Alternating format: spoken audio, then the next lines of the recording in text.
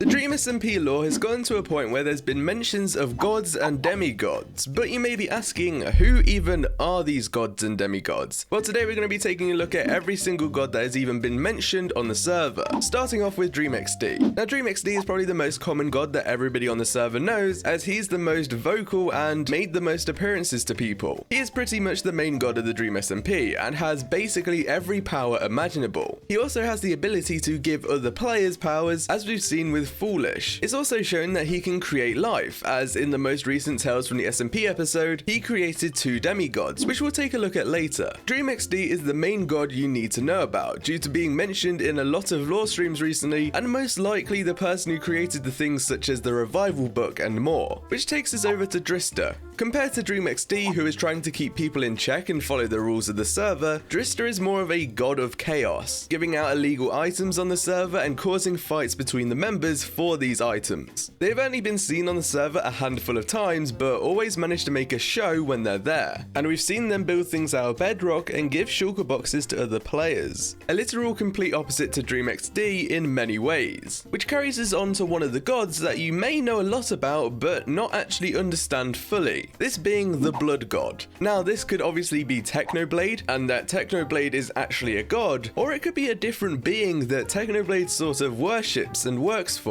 And when Technoblade says blood for the Blood God, that means he's actually sacrificing people for this god, because the only other option would be that he's talking about himself in a third person. And although we've never really seen the Blood God on the server, it is worth talking about seeing as it gets brought up with every Technoblade stream. And you never know, it could be a big thing in the future of the lore. And moving on, we have Foolish, who's actually given us many examples for him being a god, such as using lightning to fight the Eggpire. And whilst using this lightning, he mentions how he was a totem of death and tells the Eggpire that he is a god of the ocean and can control the skies. Foolish has been around for many years, and it's not too surprising that he's actually managed to get these powers and is actually a god in general. He was also given the power of immortality by Dream XD, making it so that every time he is about to die, a totem of undying pops and he gets revived. This just shows that Foolish could possibly be one of the most powerful players on the server, and not many people know about it. I may make a video on him. Moving on, we have Mumza, goddess of death. Now, this was a headcanon that the community created and talked about so much that it's just sort of a thing now. Filza has mentioned it a few times in streams, and others in the community have mentioned that they'd like to see Kristen appear in a lore stream when someone gets revived from limbo.